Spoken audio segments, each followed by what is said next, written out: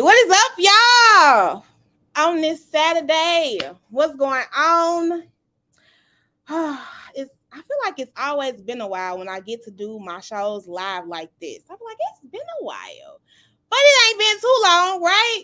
So I'm so happy to be here this afternoon, y'all, because when I say this conversation we finna have today, I need all my women, all my black women to come in. I need y'all to tag your friends, your homegirls, your sisters, your aunties, your grandmas. Tag them all, okay? And tell them to come join this conversation because this is one that needs to be had, y'all. It needs to be had. But before we have this conversation, y'all saw my screen about my sponsor. Shout out to my sponsor. Let me give y'all, let me shout them out one more good time. Yes, the SSM Moms Line. Shout out to them, y'all. They out here providing a peer-to-peer support space for moms. We're talking about prenatal folks, pre-pregnancy, postpartum, a mom's line, a mom's group. If you just feel like you need some type of support, I really endorse peer support. It's the best.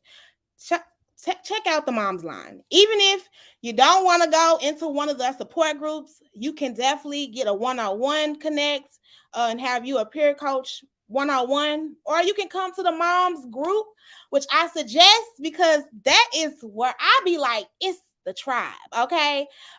Building a village, it's a space where moms come together and they get to support each other, okay, through those rough times in motherhood. It's real. But one thing that they are having that I want to uplift is they're having a community picnic. And they're inviting the community out to get into some resources, to come and join them for lunch, all of this good stuff. And I am going to put the link to sign up and put the information about what they're doing and how you can tap in the comments.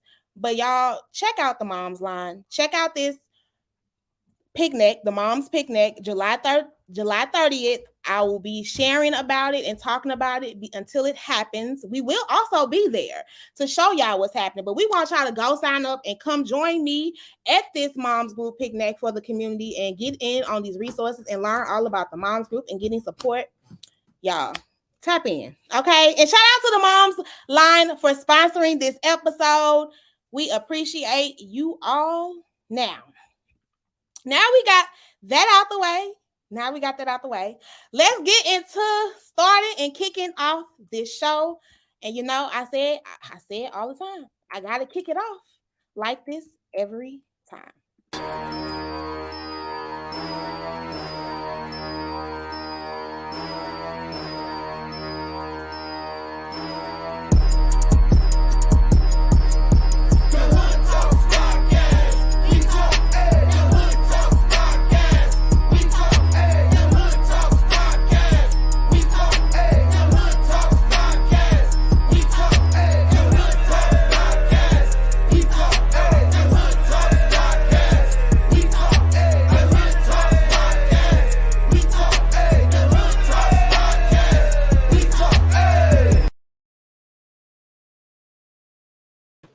Hey, what's up, y'all?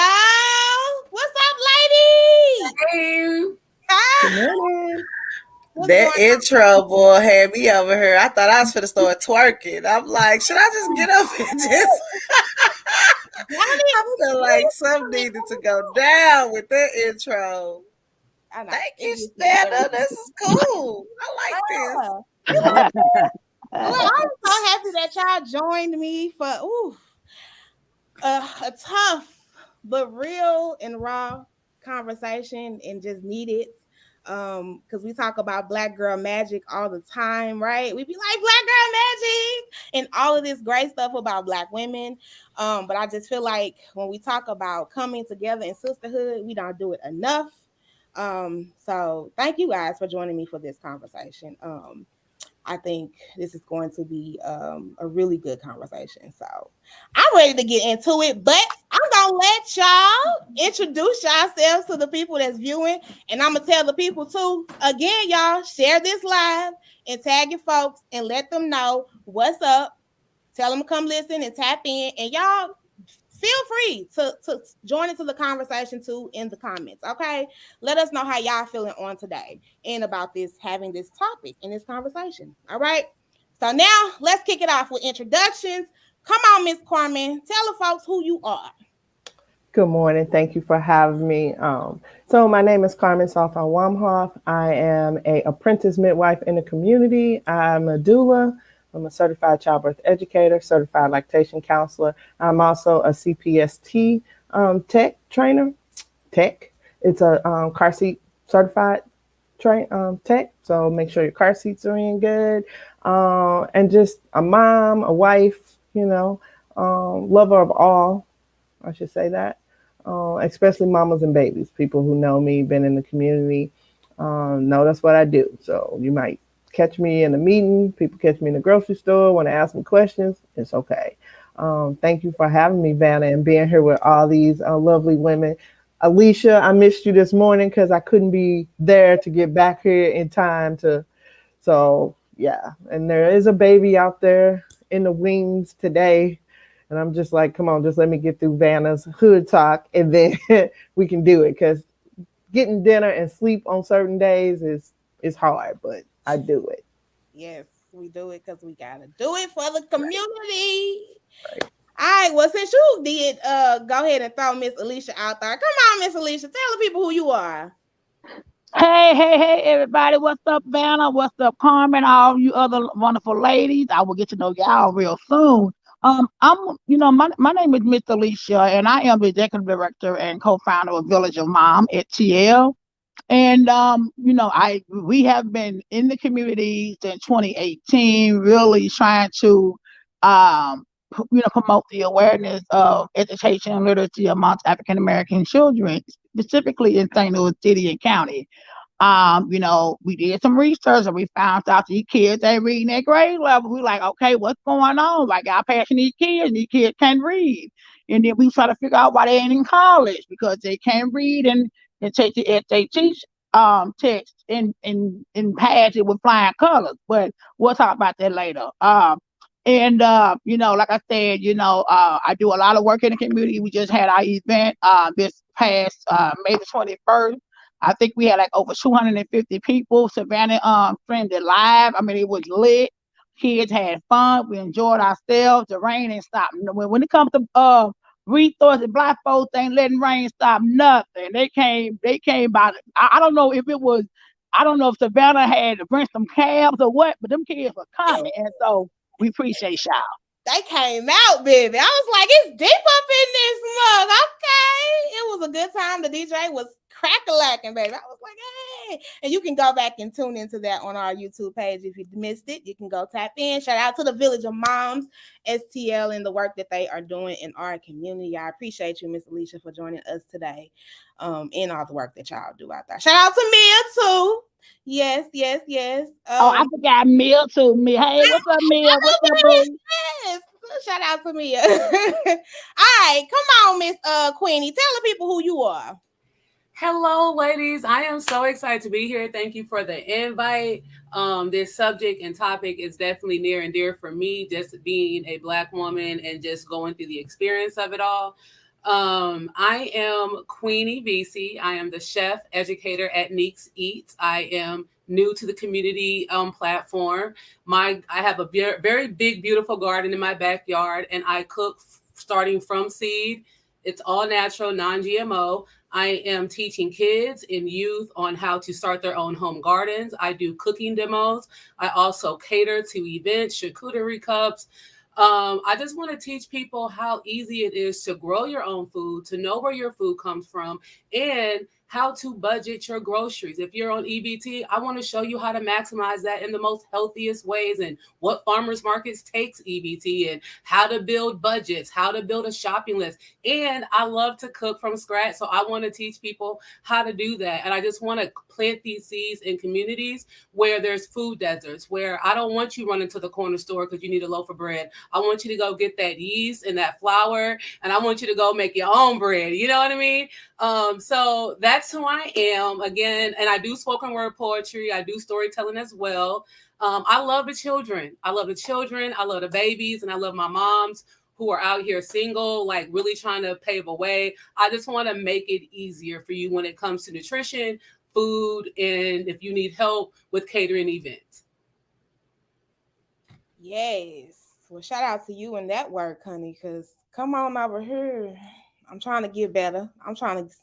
I don't know. I wanna. I'm like I wanna do that, but I also heard that big women are taking over this summer, so I'm about to be out here with me a halter top on.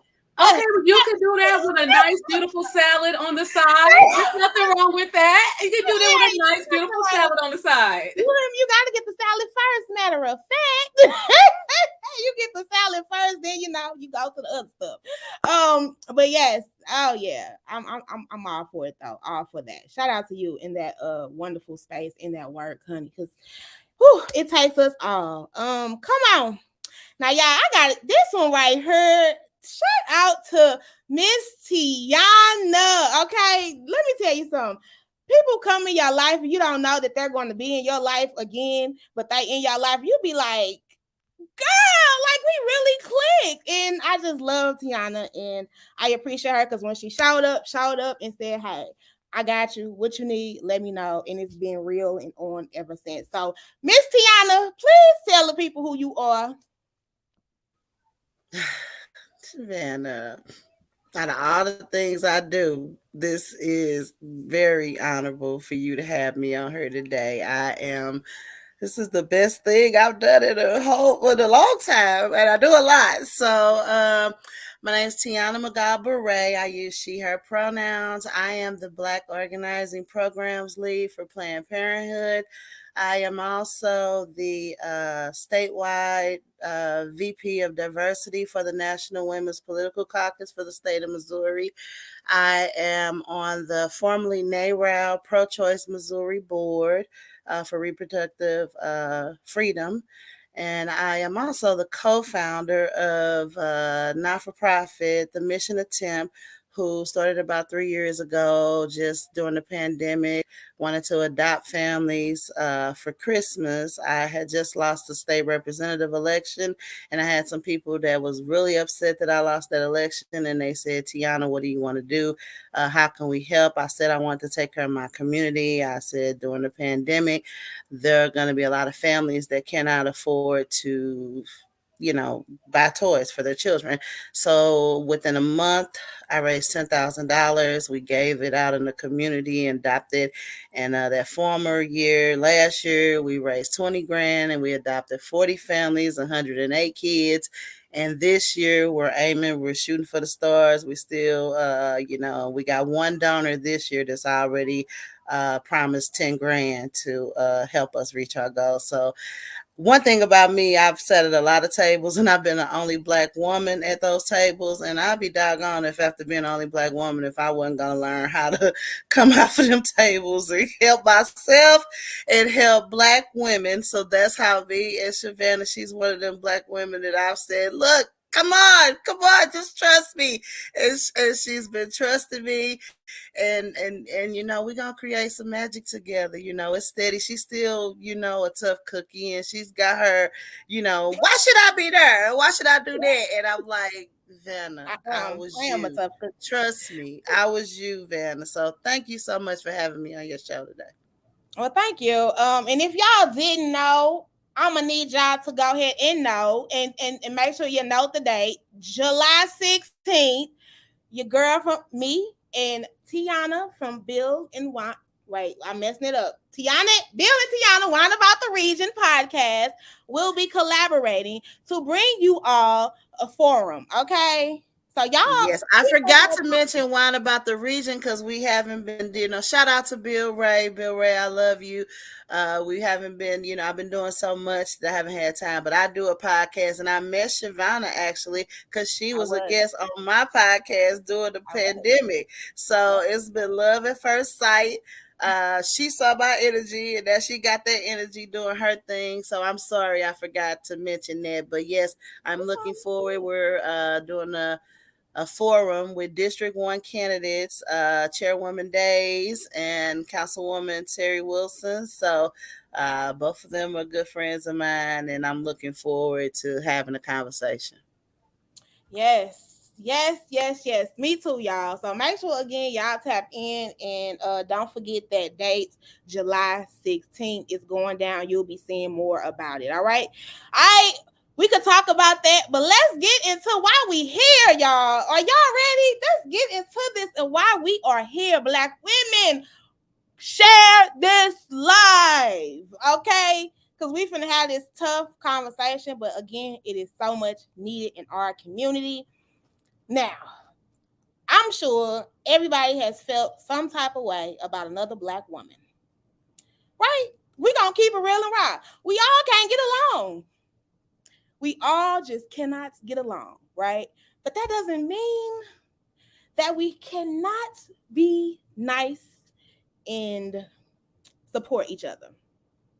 So, ladies, I want to get into your own little personal situations that you may have had with another Black woman and how you dealt with that. And make it as brief as you can, but definitely just give us enlighten on a situation that you still take to heart. I know I had a couple of situations where I'm just like, it really dawned on me, like I was like, I messed with you, like you was my road dog, like I was ready to just ride this out with you, and you just drop me, or you it's like fucked out with me. Look, I'm gonna keep it real and raw. You fucked out with me, like dang, that hurt. And then you try to take it and you try to let it go because you don't want. And I think this is what we are doing. We're taking the things that happen to us and we're putting it to the next person, the next Black woman. But that's just something that I've dealt with. I know, again, I want y'all to enlighten us a little bit, and whoever wants to go first, please go ahead, speak up, please, and thank you.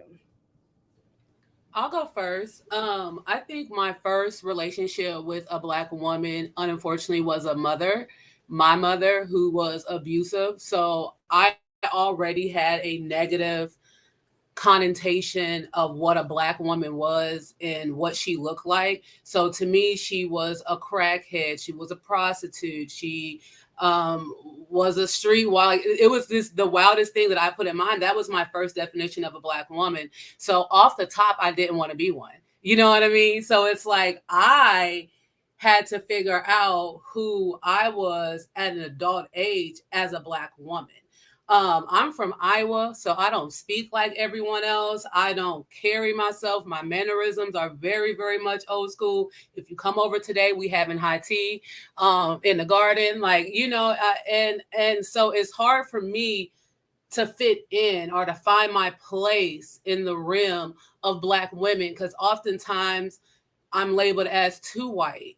Or, yeah, I like to go camping, but Black women go camping all the time. Black people have gardens, you know what I mean? So it's like, I had this notation of, oh my God, I don't want to be a Black woman because look what it is. Every vision of a Black woman growing up for me was drugs and crackheads and, in the projects on welfare. I seen one Black teacher in my whole career of education. So I didn't want to be a Black woman and I didn't want to be friends with Black women because most Black women didn't want to be friends with me. So I automatically separated myself from Black women. Now, sitting on 39 years of age, I have black female friends or associates, but they still don't really connect with me 100% because I am different. You know what I mean? Like, I don't know how much more to explain that, but I am different and I'm quirky. But I love all type of things. I'm an open book. I'm open minded. I'm down for just about anything.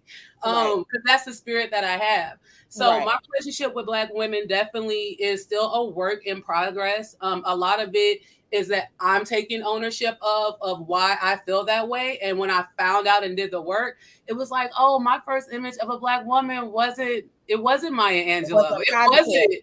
It was a Exactly. positive. It was a Yeah. process. So that's really where I'm at with it.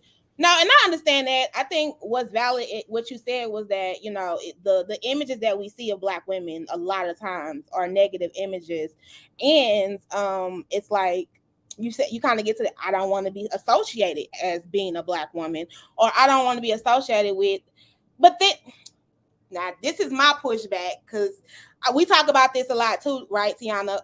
How there's a certain image that if you are another opposite way, that you're not good enough to be in the spaces of getting having the garden or having tea because you might be too hood or you might be too real or you too loud or you too. So I think we have to really take the idealistic of what a black woman is out of the equation. But I think we do have these stereotypes that is making it hard for us to connect with each other. Anybody else want to jump in on a situation that they had? I'll You jump know, in. go ahead, baby, go ahead. Okay, I'll jump in. I got you So after Carmen. Go ahead, Carmen. like Queenie said, like, so everybody who knows me knows I'm kind of like this. Just, I don't know, people call me the hippie girl, and I've been a hippie girl for a long time, and that's okay. So um but it is that whole thing that Queenie, I know you grew up in Iowa, and when you think of Iowa, that ain't like, you be like, Black people live in Iowa. But people take me as like, oh, she that girl who, she over there, she thinks she white, she talk different. My kids get that now because they speak, as people say, proper English. And my kids got teased a lot about that, but I was just that way. Like, I've always been that way. If you know me, Vanna knows, and Alicia as well. You see me, it can be 30 degrees outside. I got on some Birkenstock sandals. Hello. And, and I ain't got on no coat. I got on a hoodie and I'm gone. Because I just travel light like that. But it's okay. And like, I grew up around like strong Black women. But then like I shied away from those things when I was younger. Like, I was into the zodiac, I was into astrology, I was into gardening. But it's like, meet other Black young girls and they like, don't nobody want to do that, like, right? And now that's why I'm full circle and I can sit in myself. I've been in myself for a long time. Let's see, 55, so at least since 30s, right? When I decided I'm locking my hair and that's it, and I don't care. And people was like, right? I've been in these locks for at least 28 years. So, and I'm gonna continue to wear my Birkenstocks. I'm gonna continue to love everybody and be positive. When you say like a situation, I've been bamboozled a couple times by Black women who like because I'm that person. I'm the only kid, so I wanted some sisters because right, I ain't have none. And then being friends with people would take stuff that I would say and be like, but then talk about me behind my back. That's okay. I have learned again, just growing. It comes with, by the time you reach 30, at least 35, as a Black woman, you be like, I'm in my own zone, and that's it. Whether you like it or not, don't care. And so I'm in my 50s. I'm gonna be close to 60 soon. I ain't gonna say how long, but I'm just gonna do what I want to do. And I'm gonna continue to do that. And so when I run across a Black woman who does me wrong or treats me bad, I say they have that bad energy. I just keep that bad energy over there, and I bring all the sisters who got the energy like we got here, who go help out another sister no matter what. We over here, and so that's how I kind of do it. Man, I think we've all been hurt by somebody, as a Black woman, mother, sister, cousin, aunties, grandmas, friends. I think and I think that's why we are the way we are. But come on, Miss Alicia, I wanted to let you come on in because I know you had something to say earlier. Oh well, you know what? I just want to say that you know what, for me, I've always had positive experience with Black women, simply because I've always tried to be the black woman that I would want to be friends with, that I want to would like in a sister, that I would like in a mother, I would like in a, God forbid, grandmother. Cause my son, he's 19, so he can give me some grandbabies. And I ain't ready for all that. But anywho, and try to be the black aunt that I would want to have in a black aunt. And so I tried to embody that person. And so a lot of people know that I'm real, but I'm also genuine and easygoing, and I tend to get along with everybody, regardless of what kind of personality. Because I'm my thing is that I try to tell people for how they are. I don't try to force people to be what I think they should be. I love diversity. I've loved different personalities, because if everybody's the same personality, then the world would be boring. I tend to gravitate, those that are, themselves in a authentic way, and I try to make sure that I let them know that that I like you for the way you are. Don't change yourself for nobody. I would say that I'm a motivator. I tend to motivate folks to be who they are around me. Um, so I could say that out of my 20 plus years of living, I had one negative experience with a black woman who told me that you play the game too much. And I say, well, what do you mean by playing the game too much? Is that when you're around white folks, you have a different cadence, or you have a different personality. I'm like, no, I said the difference between my personal personality, my personal self, and my professional self, it's a difference. It's a difference, because when you're around, unfortunately for a black woman, when you're around white folks, you have to be professional. You cannot show your true personality if you loud, if you animated, if you larger than life. Unfortunately, you can't show that, because they're considered ghetto. They consider she's from the hood, she's from the street. But that's just my personality. So when I'm around white folks, I have to be damn near docile. I have to be a lap dog, or whatever case may be, because what I'm trying to do is I'm trying to get that bag so that I can support my people. And when I say support my people, is providing these resources for my people that will not otherwise have access. So what I have to do is be their lapdog. Now, I ain't no fool now. I don't allow white folks to treat me like a fool. But what I will let them know is that don't get it twisted, boo boo. I'm gonna be professional, but I'm not gonna let you disrespect me. And so, but most of all, they have an understanding. And so, telling some black folks that they don't understand that there's a personality, a professional personality, and then there's a personal personality. Unfortunately, as a black woman, I can't be my real self around white folks. So okay, we gonna come back to that, but I'm feeling you where you going with that, because I think that's not even just a black women thing. I think that's a black community thing. Is that right? We love to tend to tell people so quickly that they sell out. Instead of saying like you said, one thing I appreciate that you said is that I am getting the resources from somebody that got them, because you ain't got them. We got to make some shake, okay?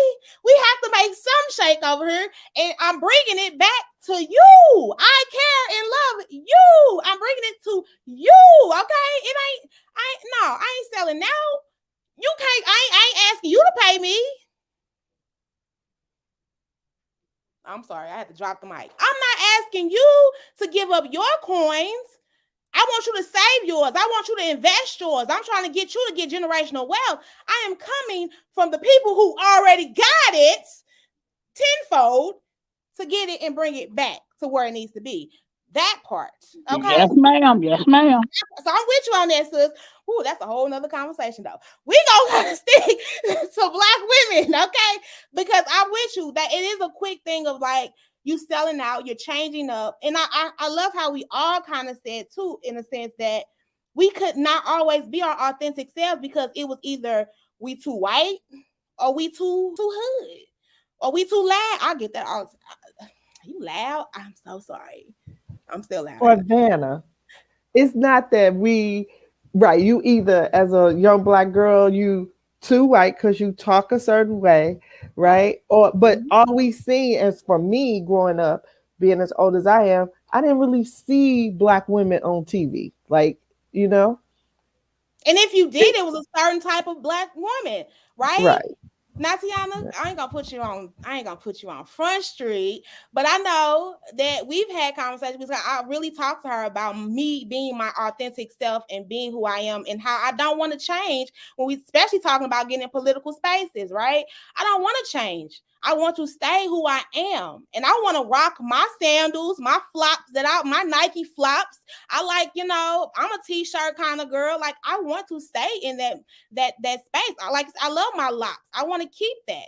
I want to keep that momentum. And when I love my big earrings. Okay. So I don't want to have to change that to go fit to your unnorm. And I think in our culture as black women, we've had that. We're fighting against these standards that other people have put up for us. We're telling each other that, oh, if you wear weave, you trying to be white. Oh, if you natural, you that's ghetto, or that's nappy, or that's dirty, or that's so we are coming to these unnecessary or unhealthy norms for each other, and we're bringing it to each other to make each other fight, and then trying to change each other. Everybody wants to feel safe in their authentic spaces, right, ladies? Am I wrong? Come on, y'all, talk No, to you No, me. ain't you're wrong. right. No, you ain't wrong. You right. You right. And Well, I you ain't know changing what? nobody. Come to me how you are. Come on, I Tiana. What you? like to share my journey with you ladies and just say, first of all, I respect the fact that I am on this show with a group of wonderful ladies like you that are being your authentic self. I'm sitting here and I'm 45 years old and I think like, dang, where was I at when I was 25 or where I was 30? So I was born, I got a real strong black mother. My mother's very much a diva, and I was born to her firstborn, and I was born disabled. I'm an above the knee amputee, so I wear a prosthetic leg. One thing about her, just instilling in me, you're no different. You're no different, and and people are gonna look at you because you walk with a limp, but give them something to look at. I'm gonna make sure you always looking your best and all this, and that was fine. And then high school and school came, and you have the kids and black kids or black women that are mean, or and you have a few that come by your side and they really stand there, they beat people up, they make fun of you, they really look out for you. And then coming through that journey, I finally started having kids, fell in love, all this. And you know um 2010, I decided that I was going to try to run for a state representative. So at this time, I didn't really know anything about politics. I just worked for a lawyer, a white lawyer that really believed in me. And I was going to parent teachers conference, and he was just like, you know what, if you can do that, you need to do something on a bigger level than just that parent teacher stuff. So, I ran for state rep. In the middle of that campaign, I came to work one day and found him dead at the office. An attorney I worked for, Attorney Higgins. We're on South Florida, and if y'all know where the Family Dollar is at, in Cool Valley, our office used to be right across the street. There used to be a little house, but it was a law office. I worked there for 8 years, and so it was devastating. So I got up under, a black woman. Her family was predominant in the political space. The Gray family, Rochelle Watson Gray, just brought my whole family in, told them I had aspirations because I ended up losing in 2010. So I kind of said, well, let me follow my journey. I believe in this black woman. She's doing some great things in the community. Let her mentor, let me find out. And at the same time, Chairwoman Days began to be a mentor of mine too. And within both of them, it came up like we were helping her get reelected. Me and my family had went to Jefferson City and all of that to support, thinking next time around as a black woman she was going to reach back, and I was going to be next, for her seat. And this time I'm thinking this is going to be it. I'm going to have the support I need. Chairwoman Days is excited because we're thinking like this will be a good, some people get easy elections, and we thought finally I would get one where I would win. And at the last, when it came time, they started getting in gear to run. Uh, she came up with the decision that she was going to run her husband for the seat, and I wouldn't have the family support. And at that point in my life, I was kind of like, huh? And I think, okay, true enough, that's a husband, and you understand that when somebody's standing with their husband. But if that was an interest of him, I just felt like when I was putting my family on the doors and my kids, my sisters, everybody, like we doing the work to hopefully do the work to show her I was loyal to them and wanting the next in line. That was a real downer to me as far as from a black woman, someone that I believed in, someone that I put all my family in for all of this. So at that time, I guess my mama had raised me from a kid on like, I'm not giving up. So I run against her husband. That I didn't, back down. I ran against her husband and I lost. And then the next year I ran against her husband. The next time I ran and I lost. But one thing I was saying, like, y'all got me twisted. That Y'all you got me know, real I'm being twisted. consistent here, okay? And, and so it was just something in me, and those losses was taking effect on me. There was times I had to talk to a counselor because I don't know if something came back from my childhood and being born with a disability. Like, ain't nobody gonna tell me I'm not. And then you know how to do the work. You seeing, and then you kind of coming up with, because now you watching and you see, oh, okay, the only one climbing with this family is family members. There's no reaching back and getting like really black women, and they're coming up being predominant through this. It's kind of like a family thing. So at that point I'm like, yeah, they got the power and they got this and that, but if you got power, what kind of like real like moral value or credibility or people that really can, I begin to say I want to try to be in a space as a black woman where it's not about me and it's not about my family, but you putting on so many people on. Because one thing, and I'm from the streets in the 90s and this and that, I ain't always been all polished. And one thing I've definitely learned is if you put people on, you never fall off.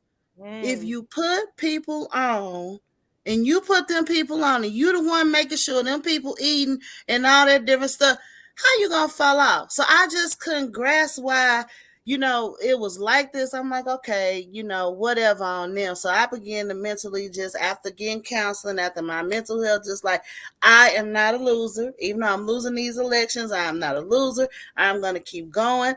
And it's just really now just been working out, because even without being elected, one thing that I'm glad that I've shown myself is that, yeah, it takes that, but the real people are the ones that cannot be elected and still have some influence and some power in these streets. And I think at this point, it may have taken 10 years, but I can make some phone calls. I can call some people at the top and get some shit done. So And I'm what not. you doing though, Tiana, that they ain't doing is you bringing people along, authentically bringing people along. Because I'm that's one trying thing. to. That I'm is one trying thing to. that And it's hard. And I it think is in my hard. mind all the time about It is how I hard. felt, It is how I hard. felt at that moment, that I knew that not about you supporting your husband as black women, like as a black woman, I believed in you. I Yeah. put my family don't want to get all out. I would get attitudes with my family when they wouldn't go help her. Mm. So they looking at me like, see, you got us out here. And then I'm like, What? dang. You gave her And the it's not, energy. we do have to work 10 times harder. Miss Alicia, you right, but I'm going to tell you something. When I started being loud and ghetto and obnoxious, that brought the more white people in to help and do things for me. That brought more white people, because when I was wearing my hair in a bun and I was wearing pearls and all these people trying to tell me this is how you have to be to fit, That I part. was not getting anywhere. It's when I started in the middle of the meeting, I might throw some papers up and be like, fuck this shit. They're like, oh my God, Tiana, I'm so glad you said it. I was thinking about it the whole meeting. And I'm just like, really? You like that? And I've been holding all this in, Because all this time. I think it's about being your authentic selves. We are are not You gotta allowing just as do Black it. You women, gotta just do it. Don't be right? scared. Do not be scared. But right, Because we're not allowing. the real white people in my corner, they came and they know they got the knowledge. Not only did they begin to start funding my efforts, they were working for them. So they were working for free and putting thousands of their money into me just to try to make me great. So when you get some white people on your side, you're gonna know when it's real. You're definitely gonna know when Tiana, it's real. I just bring Vanna in and say, look, there's other Black women that can use this help. Let me introduce you. But that's okay. That's just all I'm saying. That's all I'm saying is how do we, collectively, like if I get a resource, sis, it's your resource. If I get a connect, sis, it's your connect. If I get it's your. But at the same time, you cannot make me obligated to take care of you and feed you at the same time. You know what I mean? Like I can give you the seed. Now you're gonna have to water it and grow it yourself. I can't do all of that because I'm over here maintaining my life too. Okay. But I think we put so many expectations on each other also that like out of this world as Black women because it goes back to that superwoman syndrome stuff that Black women are so strong and well, kind of like she probably felt like not taking up for her, but Tiana, she probably was like, well, you're a Black woman, sis, you did it, you got it, you already helped me with mine, so I know you got it. Let me go help him because he need my help better than you do. Not thinking that it could have been, not thinking maliciously, just thinking that you so strong, I don't need to support you, sis. Sometimes we do have that mindset, like, sis, I did it. Look, you gotta do it too. But sometimes it's like, no, I need Well, you I to was be always here. told I should understand because, well, that's her husband. And I'm saying he never showed the interest when I had my family out here doing all this work. Like, what the heck is going on? And it really hurt. And it hurt to where now it's a point in my life that I wonder, should I, am I holding back my blessings from not mending that relationship? Because it was a real relationship. Like I really, really It adored takes two to Rochelle mend a Watson Gray. relationship. And It we takes have two. not spoke Wait, since she told me she was running her husband and I started running against him. We hold on, just didn't Tiana. pass. Hold on. And I want other people to get in too, but it takes two to want to mend a relationship. And I say that personally because I felt the same way you felt before, not too long ago. Maybe about close to 4 years ago. I felt the same. I mean, I was admiring this lady. I'm like, sis, you out here getting it. I want to help you. I'll be in the back and I'll run what I gotta run and support you as much as I possibly can support you. And when it fell, I was like, okay, maybe it's me. I take it personally. I don't take it to the community. I stuck in that. I went to therapy. I'm glad you said therapy because that's another one. I had to heal and take it to therapy. But I also wrote a letter and said, like, hey, I want to just be friends. We can't work together, but I really want to still support you. I still want to be your friend. It takes two to want to do that. So you can make the offer if you feel that would be great, but don't put yourself in a hole where you feel hurt again when that rejection comes. Because I had to process that again too. I put my heart back on the line, like, hey, I want to, continue to support you, but wasn't on the same page. It wasn't about me. And sometimes it's not about us. Sometimes it's their own foolishness. And we have to stop internalizing it. Come on, y'all. Don't let me talk this myself now. okay, Vanna, let me jump in here. Tiana, I'm gonna tell you, just keep on running. Keep on running. Hello. You when you get there, they're gonna be like, what? But so on that thing, Vanna, you was talking about, yes, it takes two people. And sometimes like you be authentic, but that other person might not have the authentic, I don't even know how to put it, but they not authentic and their spirit ain't right, right? They out here on their own ego trip. Yeah. And like I'm not on the ego trip, Um, and so that's the thing. Sometimes you just, I always use that thing I used to tell my kids, like people come into your life for a reason, a season, or a lifetime. And so you gonna know, you go lose some people along the way on the journey. And that's okay.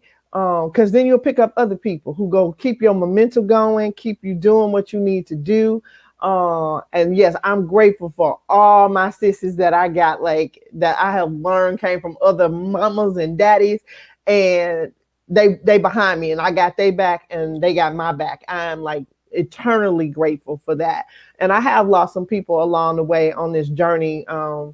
Just going through midwifery school, it was like a lot. Like I was doing schoolwork, I had to work a job, I'm doing preceptor hours, and still being a doula. Like it's a lot on my plate, and sometimes I have to apologize to my husband on a Saturday or a Sunday. Like, I'm sorry, right? I cooked, but I wasn't really present in my home.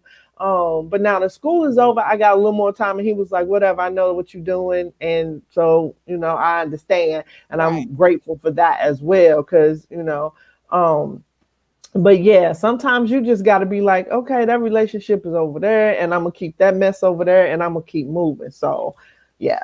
That When part. Go oh, ahead. sorry. Come on, talk. When you guys talk about relationships with other black women, like I'm just over here just super excited because I don't have a lot and I'm kind of like baby stepping into trusting black women and trusting like their intentions. I think for me, my issue is that everyone that I trusted hurt me. You know what I mean? I have a very, very horrible background being in the system, not having family, being gang raped, raising a child. Like I just have this very horrible people type relationship. So as a black woman who's trying to get in spaces with other black women and learning how to lean on other black women, what advice would you guys have for me? Because I love everything about being a black woman, like everything about being a black woman.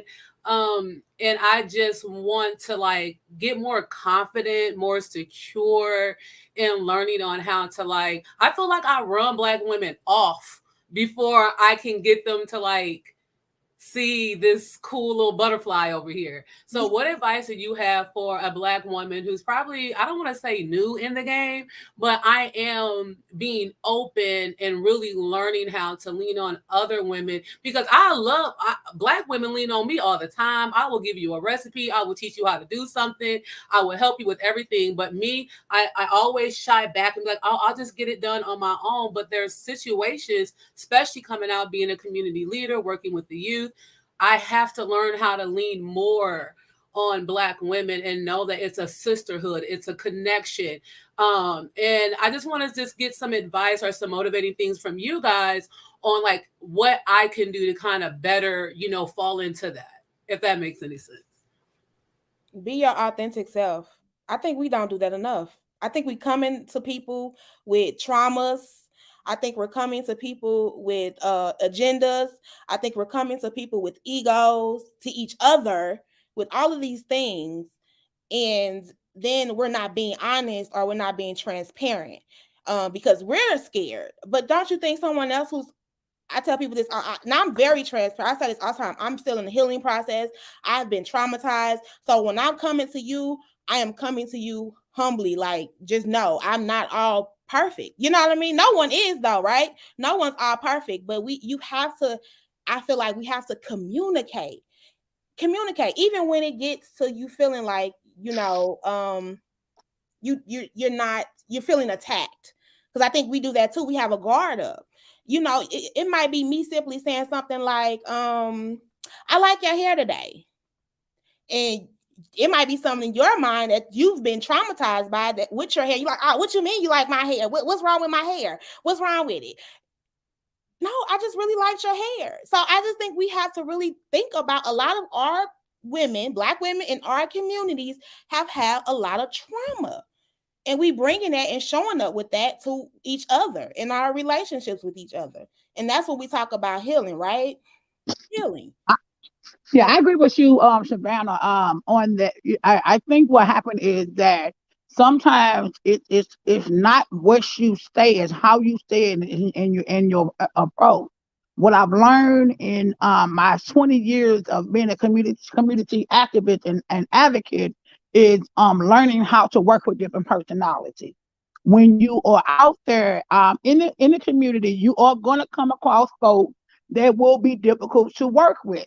And so these are the two questions you got to ask yourself. Is it my battle to fight, or do I have the energy to fight this battle? And if it is your battle to fight and you have the energy, by all means, waste your time. But if you do not have the energy and you feel like this is not your battle, what you got to learn how to do is walk away and meet people where they at. If this person is 6 feet to the left, meet them at 6 feet to the right. because sometimes you will never, it doesn't matter how you approach somebody. All you can do is smile, and that can set somebody off. So what you got to do is just say, hey, my name is so and so and so and so. I am here. If you need me, here go my business card, my pamphlet, my brochure, my whatever it is. When you want, if you need some support and whatever you need support in, reach out to me. And I promise you, when you set that invitation, 9 out of 10 times they will use that invitation, because sometimes people may not want to talk. Sometimes people may be going through something, and it ain't you. I honestly don't think it's you. I just think that they going through something, just like Savannah said.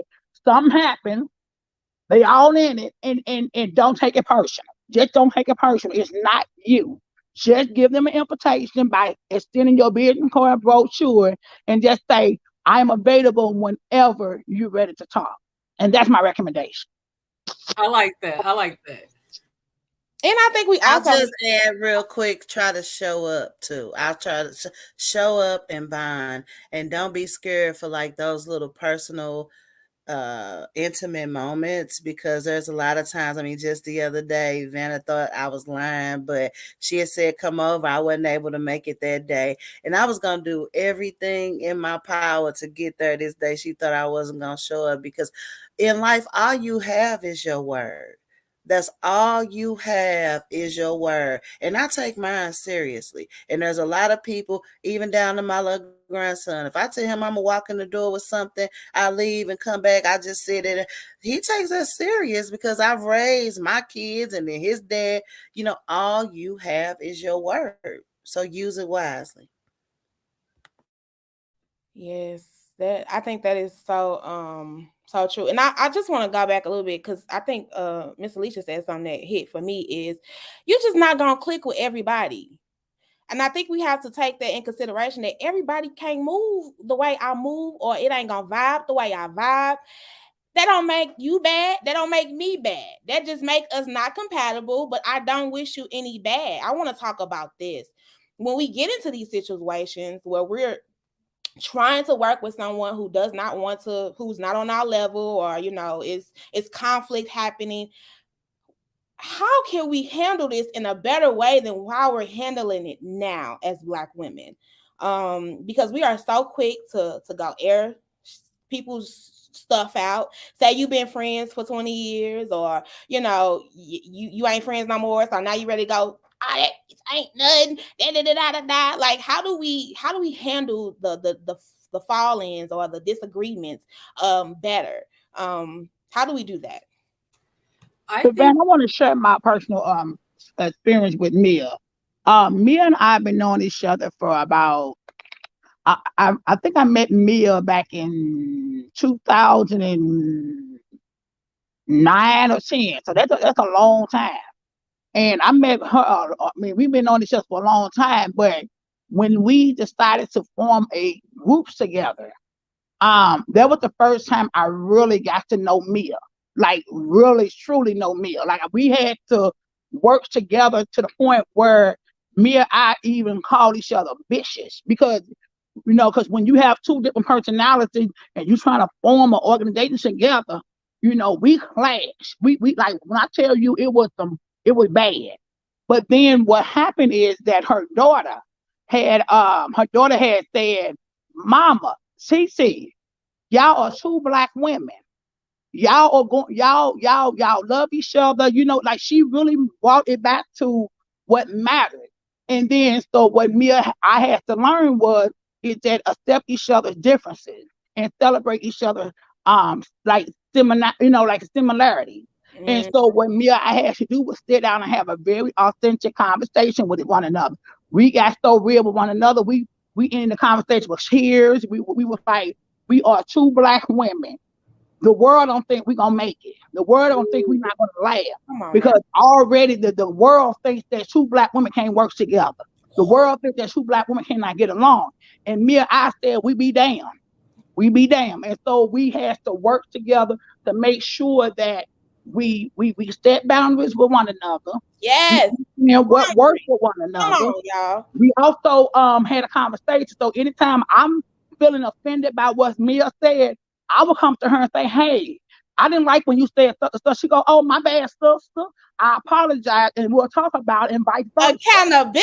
don't hold it Come on against with one these another. words.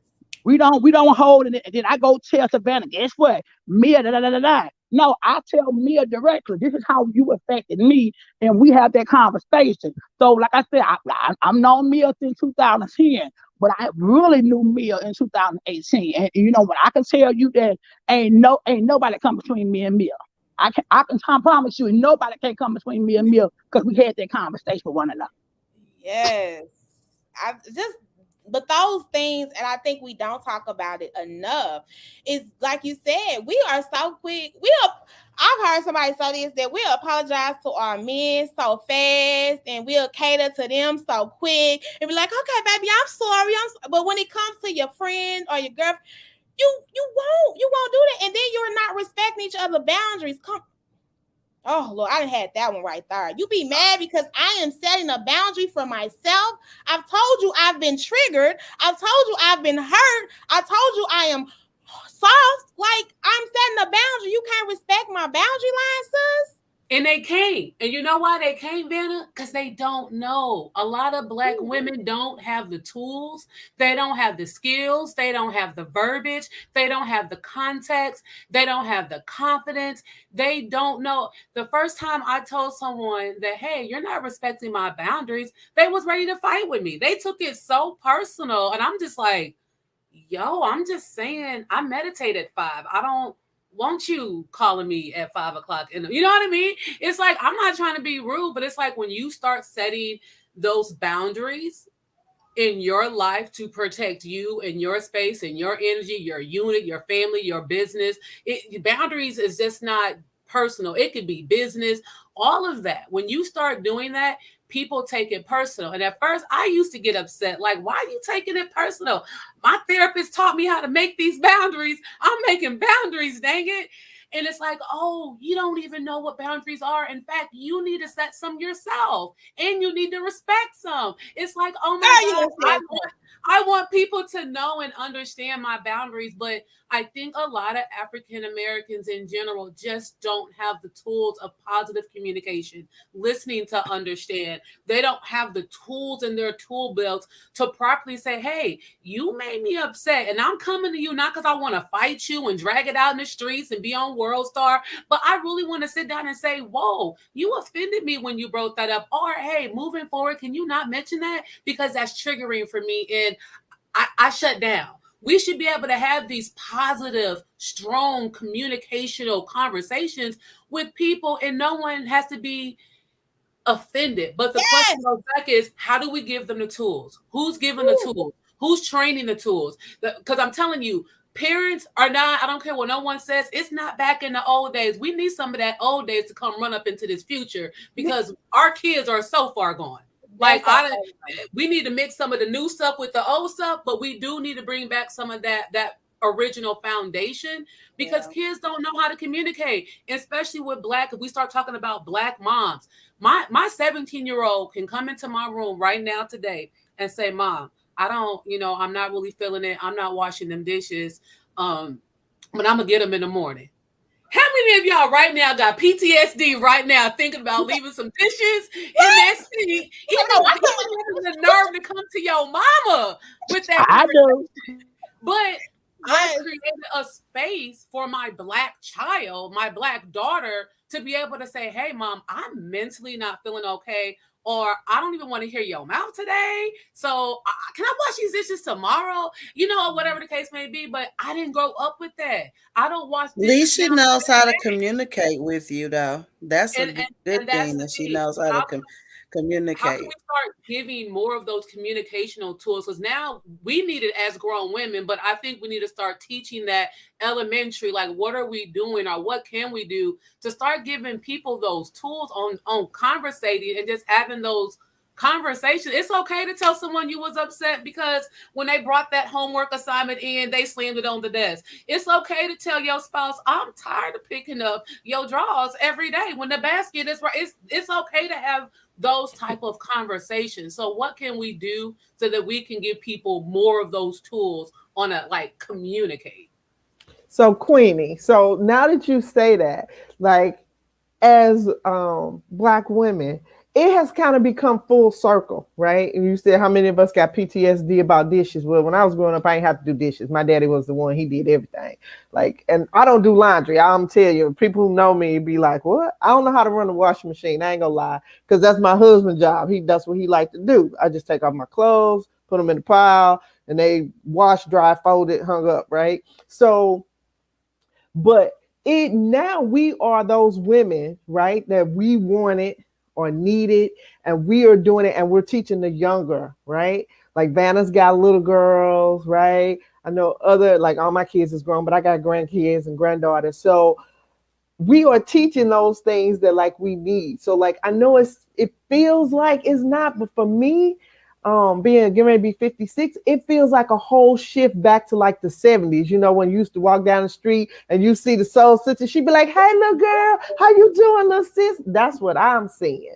Like, I don't know. I get that vibe like all the time. Just seeing little girls, and especially when I see a little young girl, I'll be like, hey, how you doing? And they be looking at me like, why are you speaking to me? I don't know you. But then I just be like, it's nice to say hello to somebody, right? And so, but I see that whole shift where, you know, it seems like we don't see that as much, but I'm starting to see like more sisters like ganging up and being like, hey, we go link up and we, you know, right? Queenie, I'm gonna get with you because I'm the sis who like to cook from scratch. Everybody know. Like, don't ask me like because I will ask people, did you bring this cake to a cookout? Did you cook this from scratch or did it just come out of the box? Right? And so I see that, like, you know, people linking up and doing things because like I've been knowing Alicia probably what, Alicia 5 years at least, right? Um, Yeah, and about so, yeah. and then, yeah, and it's just been growing. The link been getting longer and longer in the chain where people like, oh, I know this person. Like, you know, people reach out to me and I'm like, oh, wait, I got this resource. You need to do this. Like, you know, and so that's what I see that's I think coming along in our community. I think it's just finding your tribe and who you vibe with and sticking to that space. And then if my I say this again because this is my biggest thing. Even if we can't vibe together, does not mean that we have to hate on each other or that we have to tear each other down or we have to be evil towards each other. And I think that's the part that I'm really trying to get us to really like change. Yes, I feel like a lot of us are getting together. I've probably got more girlfriends than I've had in years. You know, back in the day, it was no new friends. Okay, you got your one little group, but now I'm like, I'm over here. Hey, girl. I'm over. Hey, girl. They're diverse. You know, I got my hood girls. Hey, girl. I got the girls that like to play in the garden and cook from scratch because sis ain't cooking from scratch. I eat y'all meal though. But you know, so we it's all and we embracing each other and where we are.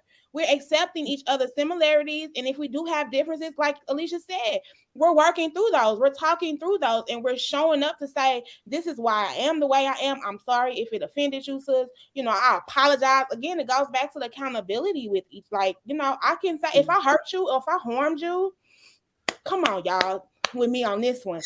If I Then hurt I you, want to leave you with something, if you don't mind. I want to leave you with something. I practice this so much in my professional and personal life that I'm never gonna have a disagreement with a black woman like in public. If we got something going on, we gonna, you know what I mean, and then we gonna get out there because we gotta get out here because it's already hard for the both of us black, okay, and we gotta get out in this world and try to make things happen. So I just think that people should try to be okay with agreeing to disagree and knowing how to have that conversation and just having that conversation. And then when you do disagree, there's plenty of black women that we weren't a part of the same tribe, Vanna. And when people say, well, how are you? And such, hey, I'm over here doing the work and she's over there doing the work. And it looks like we're both just kind of doing our, and that's my vague answer. So if you ever hear me saying that, you know, it's like, nah, we ain't still cool. But, you know, it's like, I'm doing the work. She's over there. simple as that, right? It's like, hey, sis doing her thing. It ain't, I'm over here doing mine. It is what it is, you know? Because I always feel like too, I take this and I said this yesterday in a conversation is that whatever is for you is gonna be for you. And whatever is coming for me is for me. There's nothing that really I could do or that you could do that's gonna terrorize from what's meant for me. If it don't fall through, that means it wasn't meant for me. But still, you shouldn't be over here trying to throw salt on my name, or you shouldn't be over here trying to jeopardize what I have going on because we just didn't work. It didn't work out between us. So I just really wish and hope that this conversation is a starter that we can really tackle that part. Is if at least don't come over here, shading leave me be. Let me be over here and let you keep doing what you're doing. Because I think we so quick to again, the girl fights, like you said, we ready to square up so quick about simple things that it ain't even that deep. And yeah, some of these things are deep wounds. And it goes back to what you said, Tiana, and what I did. Healing through therapy. I shout out to I cannot raise counseling and therapy enough in our community, because you talked about, Queenie, where's the tools? Who's teaching? Therapy. Seriously. My therapist had to walk me through some. Okay, Savannah, this is how you might want to handle it next time, or this is how you might want to think about that. Have you thought about it like this? Have you thought about it like that? Well, this is the opportunity to do that. She was the one that said to me, suggested, write the letter. Because at first I was like, fuck that. Fuck, I'm out of here. I was frustrated. I ain't take that energy to her. I took it to my therapist, who said, I'm going to let you feel what you feel, but here, let's try this. And once I saw, I got it off my shoulder. I said, I feel lighter. We walking around with traumas and hurt, and we putting it on people who ain't even did it to us.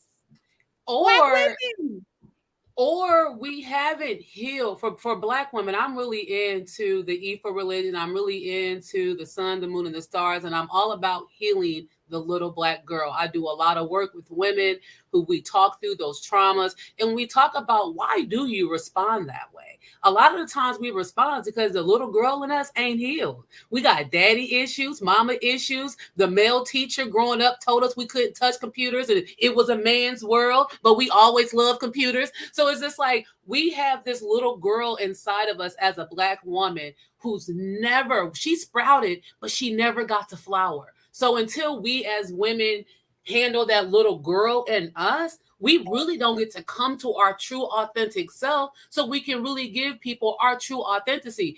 Healing the little Black girl in you is a daily process. People think like, I did a little shadow work, I'm good. I confronted my daddy issues. No, baby, you're not done. You just got started. Because after you tear it all down, guess what you got to do? Go back in that potter's house and build it all back up. So that's just a beginning. But we as Black women, if we start truly healing our inner selves, becoming really connected with why we feel the way we feel, it's hard for us to breathe.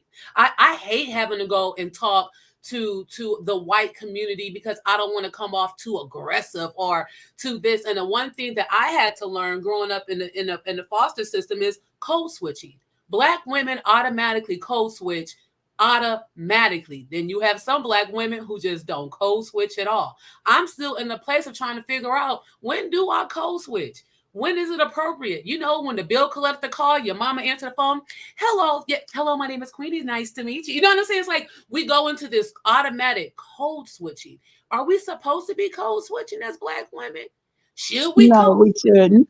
But we have to, just to get through certain doors. But when do we have to stop? When can I show up with my stones in my hair and my overalls on and my sweet basil in my back pocket and just show up being authentically Queenie? And no matter what space I'm in, we don't have the space for that. So we have to know how to code switch. Yes, man. I'm sorry, y'all. Mommy duties, as always. Part of the show is part of the process, Black women. That don't never stop doing. Never stop. But I'm sorry, y'all. Yes, I didn't even get all of that because I'm not even gonna comment on that because I didn't get it all because I was, oh Lord. Pray for me. Anyway, back to the comments. I'm sure it was a lot of drop because you got some people in the comments saying they want to talk to you. They said, "Who is this?" Look, they want to know who you is. I want to talk to her too. Shout out to Queenie, y'all. Shout out to Queenie. She is a wrong sister. She is in the wrong program with me. So yes, I'm so happy she is here. And again, having this conversation because this is so much needed. And I'm glad y'all in the chats because I want my Black women to sound off. This is, I feel like, and this is one of the things I want to get into now, right? How as working together and supporting each other is going to make an impact in our community overall. Us coming together and support, even like I said, you know, we might can't work together. Me supporting you just might mean me not going over in your space, okay? But how can we collectively find whatever tribe or whatever people we can vibe with and we can, you know, support and work with to work together so that we can make an impact in our communities. You know, sisterhood is real. If you think back to the, you know, the 60s, women were the heart of the movement. Yes, we had a lot of Black men faces on it, you know, but the women stood strong. So how can we get that vibe and that energy moving forward now in today's society? Savannah, I want to answer that question. I want to say that the Village of Mom, I'm not going to say we're the only organization that is not a 501c3, but I think we are the only few organizations that are not a 501c3. We started back in 2018, and we started with 6 women who wanted to collectively together, 6 Black women collectively work together to make a change in our community. And life happened. Each of them have personal reason why they had to step off, and it ended up being just me and Mia. And me and Mia, we said that no matter what comes our way, we're going to work together because what the vision we had is very important. There is nothing like what the vision that we have in North St. Louis city and county. And one of the things that Mia I hate so much is silos. When organizations or a company or project work individually instead of collectively, we hate that. Because what happened is that when you work by yourself and you harbor all these resources and you only reach a collective, like a cluster of individuals. But when you work together and it could be groups of 20, groups of 30, you serve more people, but guess what? You preserve the resources.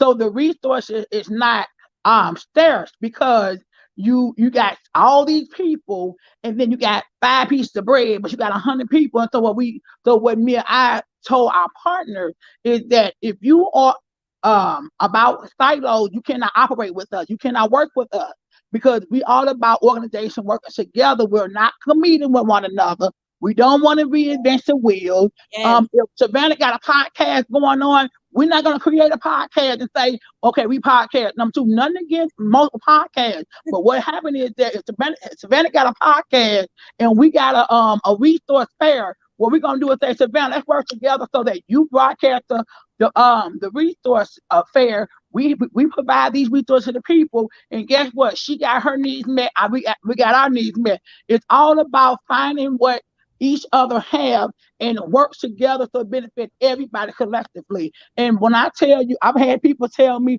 well, we can't work with y'all because y'all want to have the event at a certain school.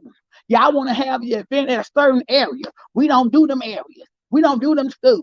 We don't work with them kind of folks. And I'm like, it ain't about you. It's about these people. We got Black and brown babies dying. We got Black and brown babies hungry. We got Black brown mothers dying at an all-time high. And guess what? Miss Laura Gutty came to our event and she said that it is in one classroom. It's about 15 kids in one kindergarten classroom. Guess what? It's only 7 of them Black kids in them kindergarten classroom because guess what? Them babies ain't making to their first birthday. You know, but we too busy worrying about what I don't want to work with you because you got so on your board. I don't like her. it ain't about who you don't like. It's about the people. It's about them babies. It's about getting our people to move forward. We're not gonna break the cycle if we keep on recycling the bullshit. If we keep on worrying about stuff that's not important. Focus on these babies. Push your feeling to the side. Push your grudge to the side. It is what it is, and move forward. And so, I suggest that what we need to do is call each other. If I don't know nobody, ask somebody. Do you know somebody I can work with? And with that person work with me, and then let's work together. And let's try to find a common ground. I think we don't do that enough. I think we compete with one another, and we need to stop that because babies are dying. That part. I'll just add and don't mind being that connector. Like a lot of times, even if I don't mess with you no more, it's been plenty of things that I've sent people's way because you know what? That's how I'm gonna do my part as a black woman, not to be a hater on another black woman, and then sometime it may come back, the person that's going to them might say, well, Tiana said call, or they might not even know. Or some of them have said, we may have haven't talked in 5 years. And they say, what, Tiana, thanks for sending that my way. So I say be the connector. That part. I'm with you on that. Like, even if I can't, it's not going to be that I can't say, well, they got that going on over there. You might want to try to tap it out. Hopefully it works out for you. It's not that hard. Again, because what's for you is for you, and what's for me is for me, sis. And I love how you said collaboration. Our area, St. Louis, now we getting Pacific, STL. Shout out to everybody else that might be viewing. But STL, we have so many nonprofit organizations. That's why I'm like, I don't even want to be one. It's so many. I'm tired of them. It's so many, right? It's so many nonprofit organizations. And guess what? Like she said, nobody is working together to do the masses. Our communities are still lacking because they want to say I'm the only or I'm the first. Don't get me started on that one. Oh, I'm the first. Well, sis, being the first and the only ain't helping more babies being born. Okay? Being the first or the only ain't helping little Ray Ray get off the corner selling drugs. Okay? Look, being the first and only ain't helping the crime rate in our communities. We cannot keep being the first and the only. Okay? How do we collaborate? How do we keep connections flowing? How do we keep supporting one another? Like you said, I've been I'm trying to get people to come on to the Hood Talks podcast and do some segments. Cause sis ain't trying to be the only. Okay? I ain't trying to be the only. This is a community podcast. We need to collaborate. I ain't got all the information. I ain't got all the resources. I'm trying to get them to my people, though. And like you said, why would it make sense to have this one over here and that one over there? And then the people get confused on where to even go. Because we got so many. It's like, where do I go? And then this one fighting for the resources because it's maybe only one grant out there for it. Well, if you collaborate and split the grant in half, we all finna win. And the stuff gonna get to where it needs to get to. So Vanna. Go ahead. Come on, Kwame. So listen, it's so like, it seems that way in our community, but we know, Miss Alicia, you, Tiana, Queenie, we gonna pull you in. You're gonna be like, I shouldn't even like reached out to these folks because they got me doing everything. Because I'm gonna tell you, it's certain meetings that when you see meetings, is Alicia, Savannah, Tiana, whole bunch of other people in the community, some of them in the chat. I ain't gonna shout them out, but they know who they are. And people just linked up like that. I'm gonna tell you, it's like almost like we building a fence. And the fence is like not to keep nobody out, but we like, come on, we like making sure that that fence is getting higher,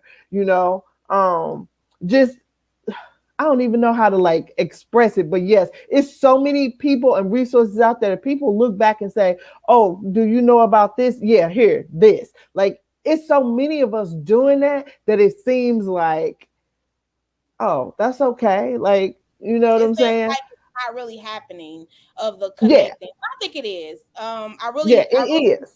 It is. And it's because like we've been knowing, me and Alicia been knowing each other for a while. We was on Flourish cabinet for a while, but we just got the opportunity to work together recently. You know what I mean? But didn't turn down the opportunity when she was like, "Hey, you want to come this way, or you want to you? Hey, I got this going on." I didn't say, "Hey, why not?" It might not happen, and that's another thing. We have to give each other grace. Right, we're not giving each other grace as Black women. We have to give each other grace that even if we don't work together this time, maybe we could work together next time. Maybe it's not meant to work together right now. I just want us to take off the unhealed traumas that we're bringing to our relationships, that once we have one issue, and it could be a minor and sometimes it is heavy, but if it's these minor issues, we take it and we ready to just go in and go in hard. But it's not that person, it's literally what we've been dealing with generational. Come on, it ain't even just being a child. Our grandmamas and great grandmamas had to go through, okay? And a lot of people have missed out on a lot of things from that, Savannah. A lot of organizations have not been able to move forward just because the people that were a part of that organization, and you see some different people, and all of a sudden you see that organization thriving. Like, don't hold have your own issues with yourself and find somewhere to go, but don't hold other people back, or don't hold the community back. Don't hold what's in store for the community back just because you have an issue. Especially, like I say, Black women, we have to stick together. We have to stick I together. agree. There is just no way, for so long, so many things have just not been, I'm a lot of spectrums, and it's like, well, as women, we need to stick together. And I'm telling in these spectrums, some with these white women, like, nah, we ain't Black women, we gotta work 10 times harder. And we ain't waiting on our husbands to come from the country club while we kind of taking the kid back. We working like Hebrew slaves here, and then still gotta try to make, it's Mhm. hard. It's just hard. We So ain't getting don't the make it. luxury to sit down and rest. We don't get the No. luxury. And But see, when we that's try the to rest, thing. we feel bad about it. That's the superwoman syndrome thing that I think, again, we're carrying on each other. But go ahead, Queenie. I What you just was made a post. I just made a post the other day because someone said to me, Queenie, you've been through a lot. You a strong Black woman. And I felt like that was a dagger in my soul. I said, first of all, I am not a strong Black woman. I am a soft, lovable. I like to be touched correctly. I like me oils and flowers for no reason. I am soft. I like to be taken care of. I can work a drill, but I choose not to. You know what I mean? It's like, I don't like taking the trash out at night or in the morning, or none of that. So it's like I enjoy all the things about being a woman, but why I always got to be a strong Black woman? Because Yeah. other races ain't got to be. You don't never hear them say a strong Asian woman, a strong white woman. You don't hear that. But for us, we got to be strong Black women. I tell people all the time, I can be strong when I need to, but I am not a strong Black woman. That is not what we're going to lead off with when you mention my name. No, we're not going to do that.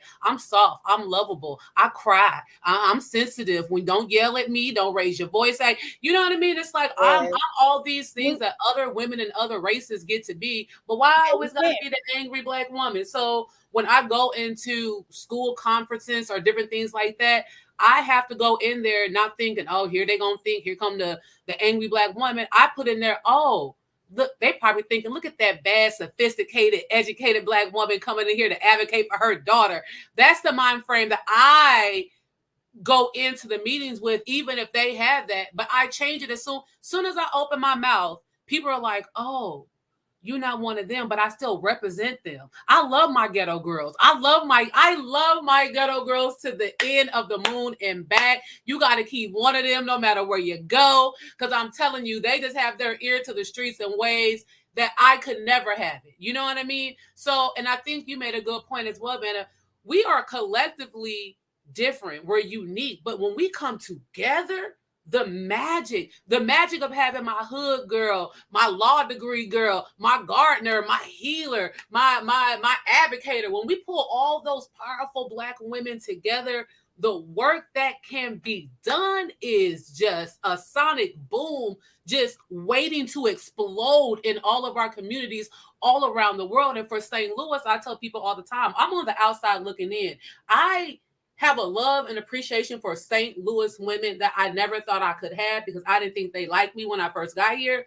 But you guys deal with a different, muddier type of world here in St. Louis.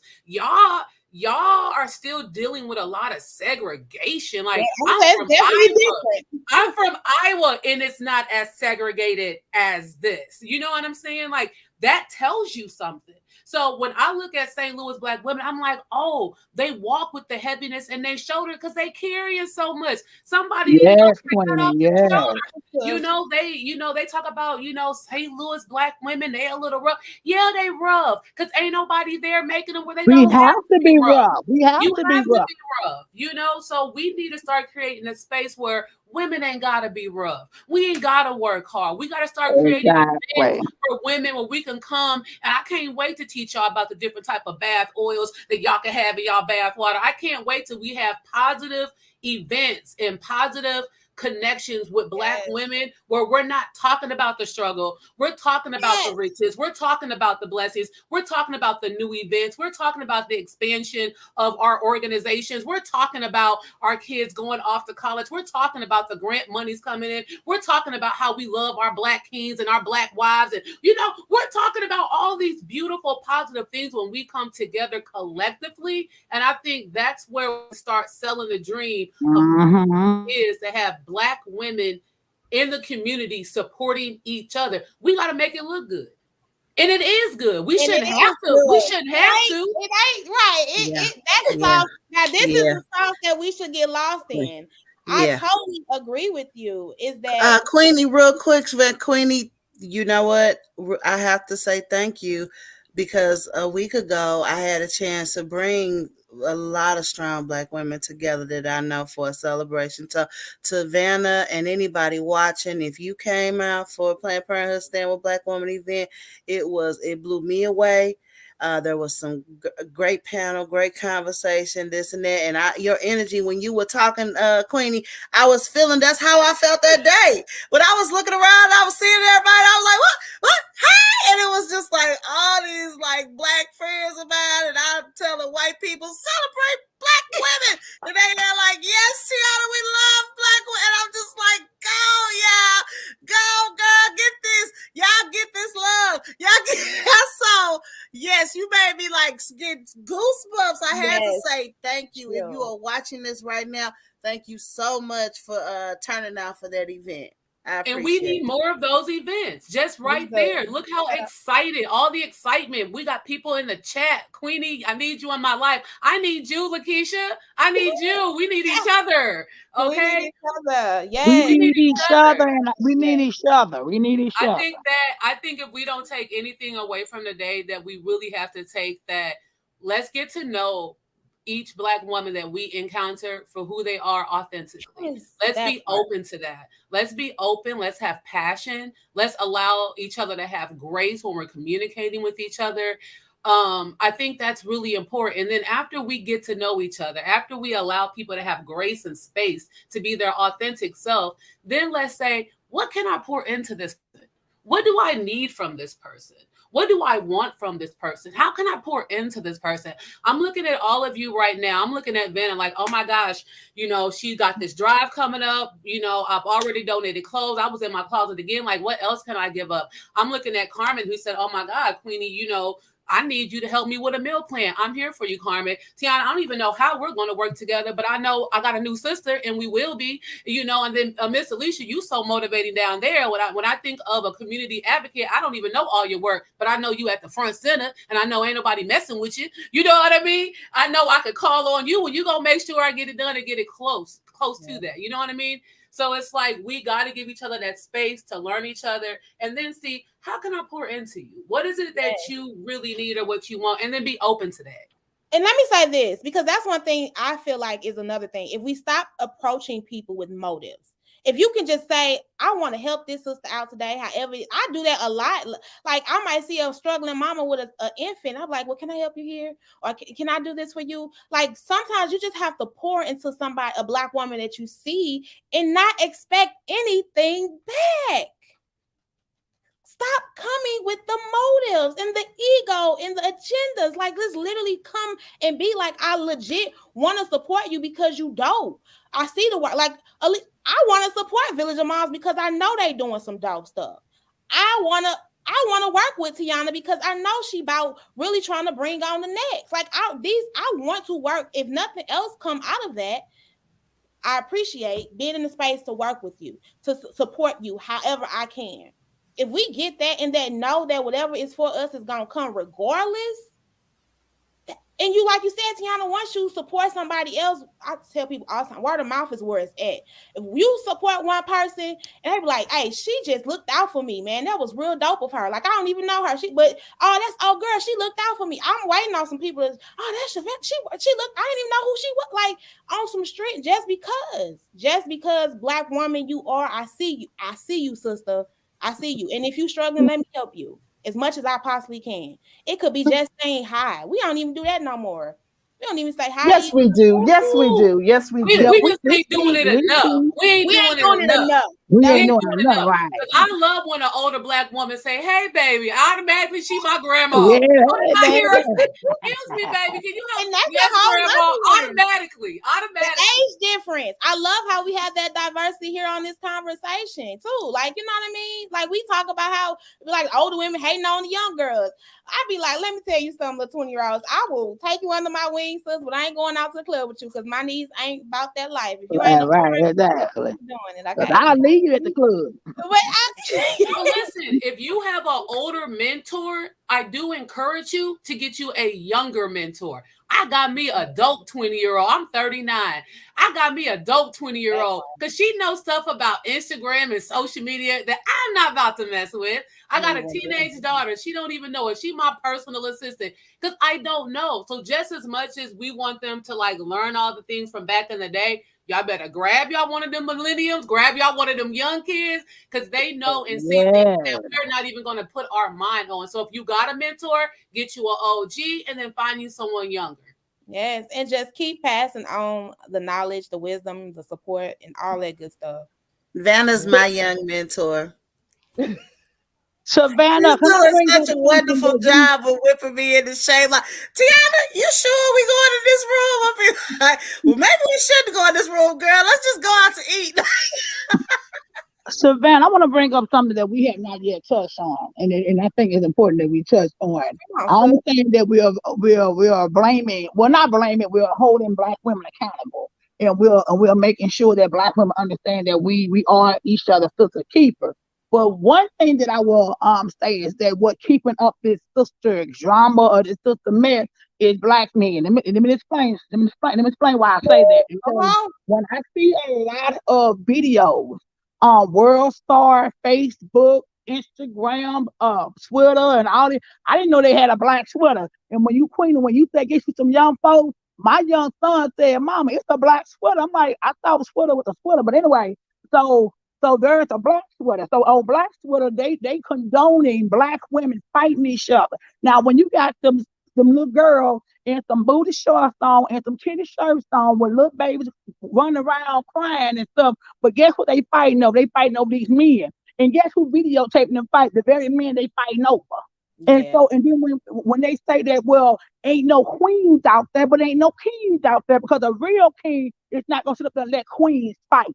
Not over him. He's going to say, it's just enough for us to go around. And then these young girls, and you got these people sitting up there videotaping the fight, talking about beat that, and I'm like, who is the adult in the video that should be separating these girls and say that y'all are better than that? You know, because any man that allows you to fight over him and then you sitting up there acting a fool on video, he ain't the man for you. So we got to not only hold each other accountable as sisters, but we got to hold these brothers accountable. We got to stop allowing these Black men, these Black brothers, to treat us like, like we some tissue, like we a little napkin, like we a dollar bill.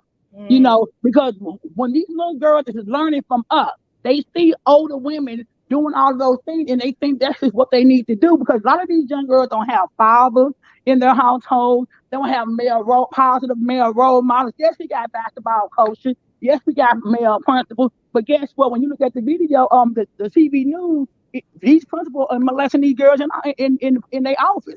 Hmm. So we have to learn to change the narrative of how we want these young sisters to grow up to be. And people say, well, older women should know better, but guess what? Older women used to be those young girls. So just Yeah. like Queenie said, somebody got to teach them, Yes. and the therapist may not always be around. So what we got to do is create more mentors that are not necessarily therapists, they're not necessarily counselors, but they are adults who lived through Hmm. those things and have transformed their lives. And Live. so black men, I'm coming for y'all. You're right, Miss And Felicia. I love the You're fact that right. you held She's black so right. men accountable. Hmm. I think a lot of the time we always stand and we protect those black men, but it's not enough of them standing and protecting us. Hmm. And when I want to piggyback on you, Alicia, and you said, these young girls are in these videos. Well, these young girls got younger mamas. These younger mamas are now younger grandparents who didn't get any skills. So, like you said, it goes back. What skills can we give to their mamas? They mamas don't know how to communicate. They mamas think the quality of life of where they're at is okay. How do we spark something different? I remember going to an old woman's house, and this is why I'm into tea. It was an old black woman, and she said, "Baby, go in there and get that tea kettle, and I want you to make me some tea." And I thought, black people drink tea? Like, what is this? And she had the most beautiful china set. Now I got more Chinese china set than I even need to have tea out of. But all it takes is, like she said, that mentor to spark that little bit in, like, oh, why do y'all eat at the dinner table? Now I eat at the dinner table. I said it. I could set my table for 20 people, fit for the queen. But it's like I got little glimpses. So we need to get more mentors. We need to get more tools into our communities, not just starting with the kids and the teenagers, but let's talk to the mothers, the adults who can start at least initiating the change. It may not happen quickly. It may be another generation or two, but can we start giving people those? We don't have enough tools on how to talk. I talked to a black man who said, I live in St. Louis all my life, and I can tell you right now, I know of 100 people who've done died and been murdered that I personally know. Black men, especially here in St. Louis, they're holding on to a lot of death. A lot of them hold on to a lot of fear. A lot of these black men, I don't even know how St. Louis black men walk outside their doors. I'm being completely honest with you because it's hard here. It's hard amongst them. They don't even communicate. Black men don't even communicate like they used to. It goes back to, and I talk about this a lot, and shout out to Lakeisha for mentioning it, it's survival mode. A lot of us are in survival mode, and it goes back to Candace Cox. Shout out to her, straight dope therapist, chaos mindset, I think is what it's called, or chaos kids. She talks about the different reactions to those, to that thing, trauma and survival mode. You have these different reactions, and so some of us are living, and that's how we're dealing with every situation, when every situation shouldn't be dealt that way. I agree. Some of us black men are numb to the fact that you walk outside your door, you hear a gunshot, and or all of them were. I just literally saw a group of boys last night at McDonald's with these bags on, and I was on the phone with my friend. I'm like, girl, why do they got these purses on? And she like, all they wearing in them is guns. And I'm like, this is crazy that men, black boys walking around too. We talking about who's shooting people. Black boys got AKs walking around in the hood with. They be walking in the gas stations with them. And I mean, so what is in your mind that you are in a space where you have to walk around with an AK-47? So they feel like they in survival mode and trying to maintain and live, because you're reminded every day on the news and on TV that you ain't gonna make it to your 18th birthday. You know what I mean? Or you not gonna see 21. You ain't gonna be an OG. So I respect the OG that I ain't gonna never be able to be an OG. I ain't gotta think about the next generation or mentoring somebody else, because I'm barely trying to get out of here myself. Like, I'm trying to live. A Milestones lot for of black it men starts are at 30. home too. It A lot of does. it starts at home too, because I'll have to get in here. I'm raising 3 black You men are and reading. women. Yes, you I'm are. raising 3 black men. And let me just let you know, part of my strategy on my boys, because they're a little bit over the spectrum. And I have one that's doing really, really good. And he's like, oh, great, Trey. And I've got one that wants to be a rapper and one that wants to be a brat. But the one thing they all three got in common is that they respect me. And I raised them that you treat me like a queen. From the time they was little bitty boys, they treated their mama like a queen. So guess what? Yeah, they hot on the market out here because it ain't a whole lot to pick from. And now it's like these boys that I've been like, this is how you treat a woman. As much we gotta treat these, especially if we single mothers. I'm a single mom, and I always was like, you know what? I'm gonna have to teach my boys, because why am I having all these problems I'm having? This is what these guys I'm dealing with. This is what they mama should have did. So it was just in my head to try to raise respectable boys. It definitely starts at home, and you have to have those conversations. And even when they go out and do maybe something disrespectful to a woman, this and that, I will definitely say, with my boys, they have been with the police before. And the first thing that they've told the police is, please don't call my mother. Please do not call my mother. And that's what we have to do with our children. It all starts at home. In all of these situations, I think it does, and that goes back to what Carmen said earlier. We all, I have daughters. I had to check how I am, because and we talk about relationship with black women. First relationships is what with a black woman. If you a black woman, your mama, that's your first interaction with a black woman. I have to check myself. I had to check myself. I had to check my trauma with my relationship with my mother. So I'm making sure that I'm not doing what she did. I had to feed into myself. I'm learning to get support. Not enough of us have support. That alone, come on, you talking about being a single mom? I can't imagine. I'm struggling with support. I be like, Lord, if I was doing this by myself, I'd go crazy. So we talking about being a black woman and not having any type of support system. That's why I'm so big on that. Telling women, like, you should, like you said, I want to sit soft. I should not feel bad because I want a maid. I should not feel bad because sometimes I don't want to cook, and I would love to have a cook to come here and cook me a meal. I should not feel bad because I want to lay my butt down and just sit and just. Or you just angry. How come we just can't be angry? They act like black women can't get upset. Some things make us upset. We do get angry. We might get a little loud when it's sensitive to us. Like, it's okay to be angry as a black woman. There's nothing wrong with having that. That doesn't mean that's who we are by itself. No, not at all. So yes, we should be comfortable enough to say, yeah, I'm upset. I'm angry. You did that. I don't like it. Don't do it again. That shouldn't be what labels me as a black woman just because I got assertive or I stood up or I advocated for myself. That part. And we yet are always having to advocate for ourselves. And I tell black women, don't feel ashamed to speak up, because some of us have gotten comfortable with not speaking up. And that goes back to birthing in our birthing spaces and how we got black women that's dying in childbirth because we're not being assertive. We're not speaking up because we've had this bad of, oh, I don't want to be the angry black woman. No, if it's gonna save my life, coin me the angry black woman. Excuse me, you don't supposed to be doing that to me. Or no, I need to speak to your manager, because Karen will do it real quick, don't she? Karens do it all the time. Call me a Karen or call me an angry black woman. If it's going to save my life or my girls, because I'm forever going to advocate, we have to speak up. We have to continue to speak up. And when I do speak up, that I ain't angry. Come on, Queenie. I encourage black women to also speak up when you are at the doctor's office. I got a lot of medical stuff going on, and had a tumor, and had breast cancer, got a heart thing going on, and they do not listen to black women in the medical field. They do not. They like using our samples. They like us to do these testings. They like us to be a part of these trials, but they do not like hearing us. When I say if a black woman go in and say they got pain, what's the number one medication they gonna give y'all? Tylenol, Tramadol. No, they're gonna give you an opioid.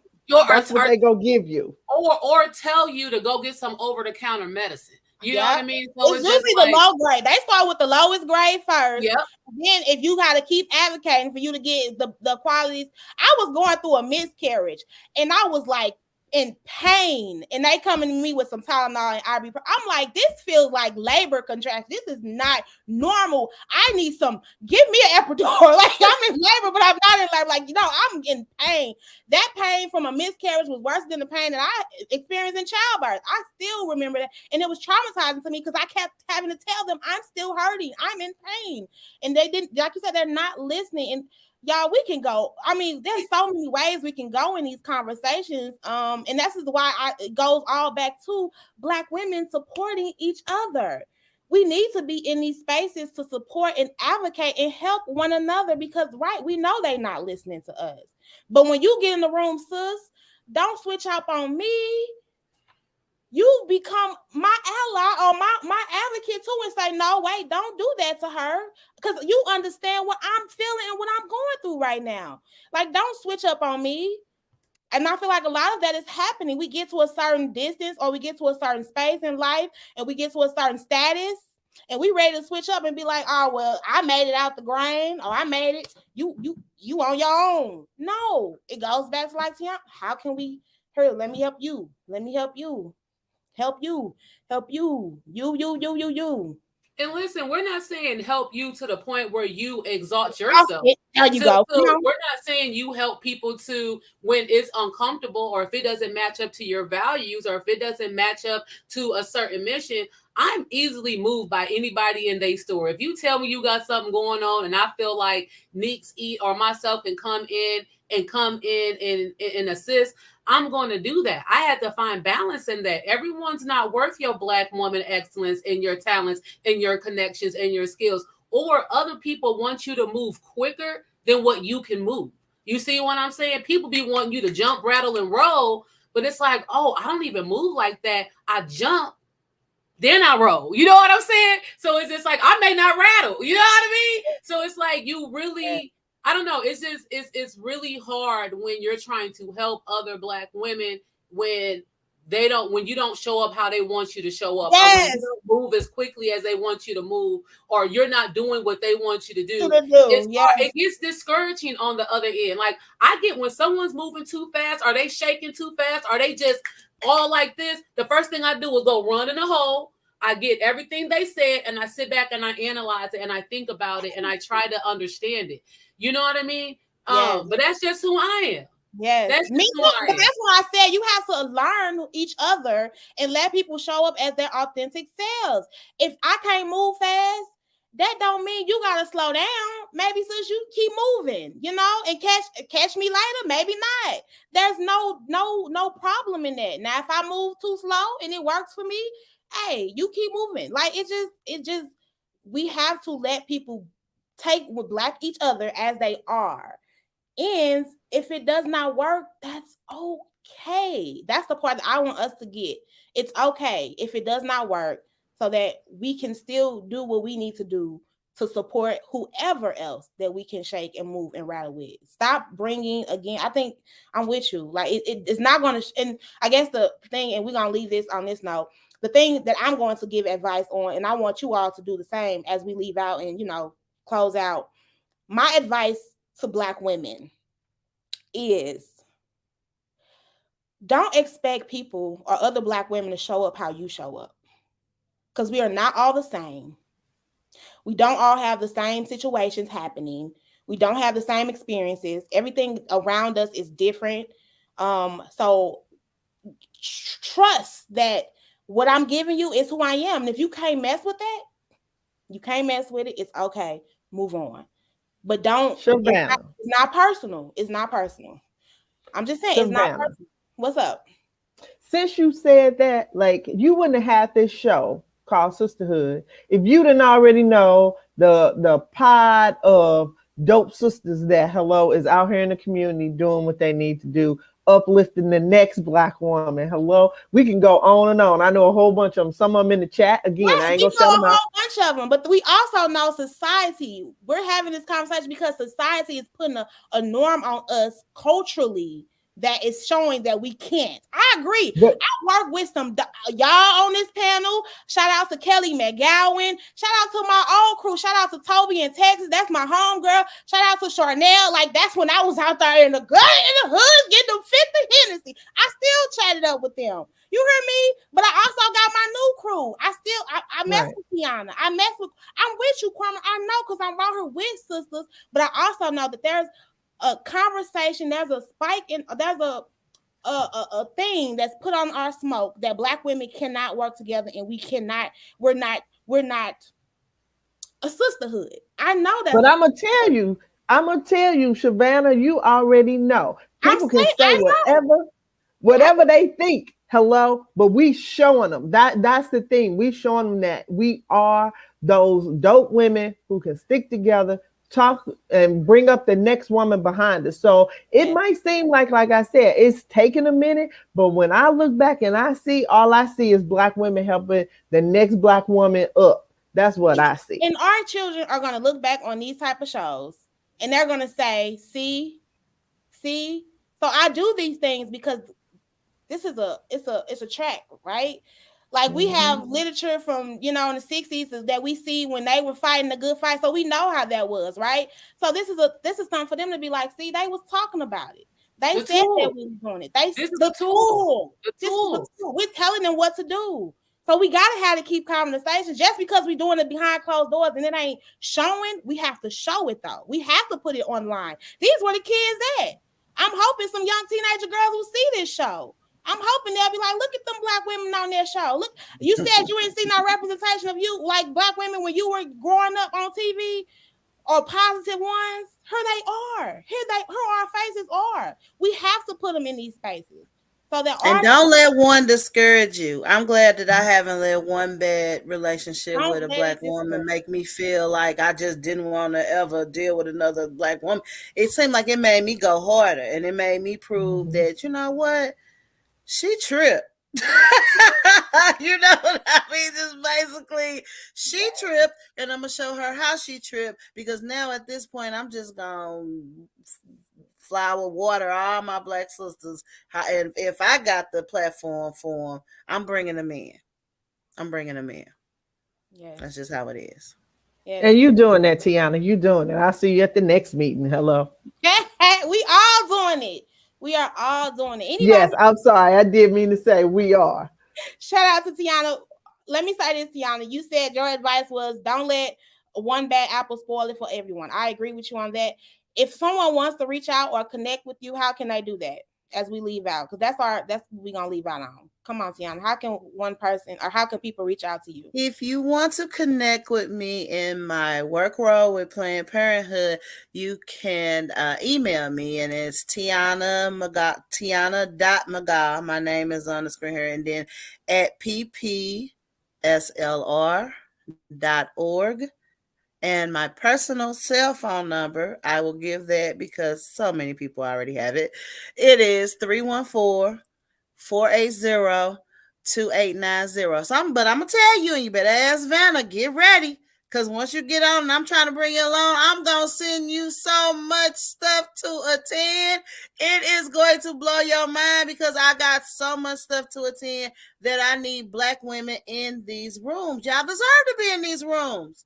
Y'all deserve to be in these rooms where these $1 million Vanna, no, I'll be like, Vanna, hold on, I want you to meet this millionaire. She'll be like, wait, Tiana, wait, I ain't got no dress to wear. I'm like, look, just come on, be you, and just go. So be ready. That's all I gotta say. If you call Tiana, just be ready.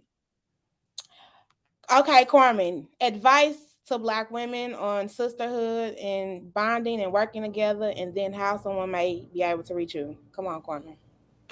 Okay, so you can reach me. I have a Facebook page for my business, Angelic Deliveries, on Facebook. Just search my name on Facebook. I'm on Instagram. I'm learning that real hard. I got a Twitter too, but I don't go over there much. But just search my name, Carmen Softhaw Wamhoff. But how Black women can bond, I don't know. I'm authentic. I'm gonna show up for every Black woman. My phone ring 24/7. My husband just rolled his eyes because, hello, somebody go call me. I'm going to be in the car. I'm driving. And people say, what you doing? Nothing. Because that means I'm giving out some resources. So, yes, I got a whole spreadsheet of resources. And every time somebody needs something, I'm always giving them out. So that's all I'm going to do is keep doing what I'm doing, be authentic, keep being in these streets. Hello. I'm going to get with Tiana, and I got something I want her to, I'm going to bring to her for these younger women, as you say, these young girls we got coming up, so that they learn about their bodies, right? And they don't have to go to, it's going to be some midwives in the community. Hello, from a young girl, your young daughter is starting her cycle. Hello, we can teach her how to regulate her cycle without these chemicals in her body. And then, midwives take care of older women too, like hormonally. So we going to get that out there. It's out there. So thank you for having me, Vanna. Yes, thank you for being here. All right, Miss Alicia, come on. Any advice for Black women on how to build the sisterhood, bond, and all that good stuff? And then how can people reach out to you?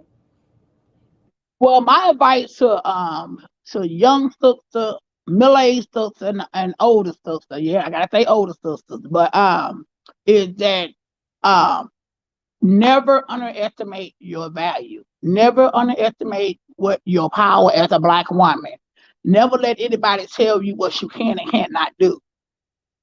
Because somebody told me that the Village of Mom was never making past 5 years, and we celebrated our fifth anniversary back May the 21st. But the person had some good intention because of the expectation of black women not succeeding and not making it past a year. It's real, it's live and real. And so never underestimate your power as a black woman or your value. That I'm gonna leave that with you. Um, and that's for anybody, male, female, dog, cat, roaches, rats, whatever. Don't let nothing, nobody stop you from doing what is you want to do.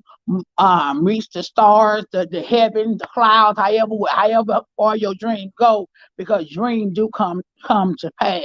It does. Um, I will say that to contact me or to connect with me, you can reach me at Village of Moms XTL all together on Facebook. You can also reach me Village of Moms XTL at yahoo.com. Village of Moms at TL. I'm sorry, Village of Mom at TL at gmail.com. I am on Facebook. I am on Instagram. I am not on Twitter because I'm waiting on my 7-year-old to teach me how to get on that one. And then also I am also helping, parents who are looking for grants to get their kids in private schools or some educational grants. My number is 314-240-6038. If you are interested in looking for grants to get your kids in private school or homeschooling or some educational support, there is $6,375 that are out there, and it's free and it's up for grabs. If you qualify, you get it every year until your kids graduate from high school. And it's real, it's not a scam. Once again, my number is 314-240-6038 for more information. And Savannah, thank you so much for having me. Oh, thank you. I appreciate it. I do. I appreciate it. I appreciate it. All right, Queenie, come on. What's your advice for Black women on sisterhood, and how if they can reach out to connect, which I see you put it in the chat. My advice for Black women is to heal the little girl in you before you start trying to go and connect with other Black women and trying to connect with other people and being in these relationships. Can we heal the little girl? That's my advice for you. To make it personal.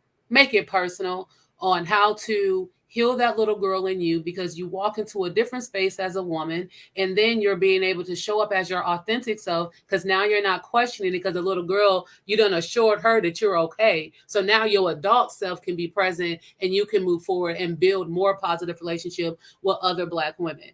As far as how to connect with me, I dropped all my information in the chat. You can find me on Instagram, Facebook, Snapchat, and all of them are Neeks Eat.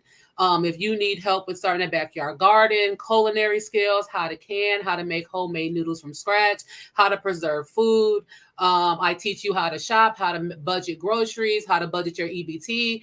All of these things. If you need help with any of that, if you need me to come at one of your events and do a demo cooking, I have a setup where I can come and teach people how to cook a meal. I have catering. So if you need charcuterie cups, if you need a big pot of gumbo, if you need whatever it is, I make nice, I cook from scratch. And if you go on my Neeks Eats Instagram, you'll see the homemade cinnamon rolls. You'll see the vegetarian options that I have. You'll see a lot of pictures of me in the garden. Ladies, if you guys want to come over, have some tea in the garden, pick you out some tomatoes, some basil, make some fresh tea from the garden.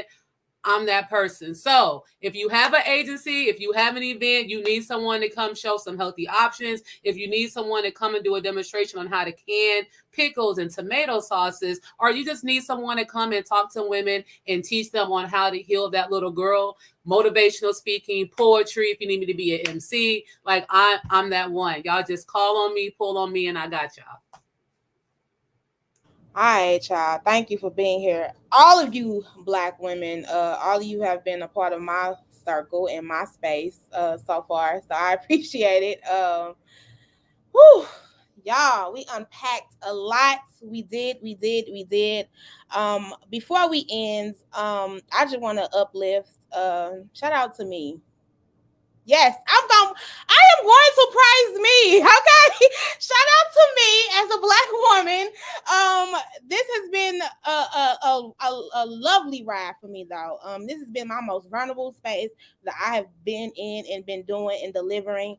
I'm steady growing. I am steady learning. And like I said, I have not been in so many different connections with Black women. And what you said, Tiana, I was so hurt by one situation that I was almost ready to give up. It's like, but you cannot let one bad situation, because there's so many beautiful Black women out here doing the work, wanting to see the change in our communities, and we just got to keep pushing and keep going. And again, just keep showing up as your authentic self. But I'm celebrating me because shout out to Sis. I won an award. Shout out to the Side Hustler Honors. I appreciate this honor. I will be accepting my first award from us, from a Black woman. Okay, she is a Black woman who has created this space. And she said, not just because you hold a job down, but because motherhood, your everyday duties that we have to do in life. So I'm so happy to be one of the recipients and many others that are in this space. The event is next Saturday. It is at, oh God, I'm gonna have to put the link in the chat for people who want to tap into that. It's called the Side Hustlers Honors. And shout out to her for having that. But also, I, Shavannah, am doing a clothing swap fundraiser. Our first fundraiser for the Hood Talks podcast. We are catering to women because we talked about how we as mothers, we always got to buy stuff for the kids. And, look, motherhood, you always got to buy stuff for the kids and do stuff for the children. We like, no, we need a space right now for women to come shop, get some nice used clothes items. Some of those things are really going to be they are brand new. They still have the stickers on them. People have donated the items. You come shop for $10. You get in, all you can take your bag, bring your bag, you take whatever you can. We ask that you take only your sizes. We'll have light refreshments. We'll have a music. We'll have a networking vibe. Come meet some other women, Black women, white women, all women are invited to this space. Come meet women, period. And just come out and all the funds go to the Hood Talks podcast so we can continue delivering these conversations, so we can do more of our storytelling segments next season where I gift the community back $50 gift cards. So I just want to get back into that. And if you come and support this space, you will help me continue doing the work that I'm doing. So these are the things that I got going on. And I just have to celebrate and talk about it myself because I'm so excited. I'm super happy. I'm so grateful. I'm grateful for all of you all who have supported this space, who continue to come have these tough conversations, being vulnerable. That's where it starts, right? We are being vulnerable. We letting people in on our feelings and our emotions. Okay, we opening up. That's where it starts. And if we keep doing that, y'all, our community ain't got no choice but to keep thriving, getting better, keep healing, keep talking about it. Keep talking about healing them traumas and them situations. We, like you said, we all got a story. Everybody got a story in the situation. So we gotta just keep talking. And on that note, y'all, much love. Be safe out here. We out. Don't forget to subscribe to our YouTube page and also follow us on all our social media. And you can find all of that information at www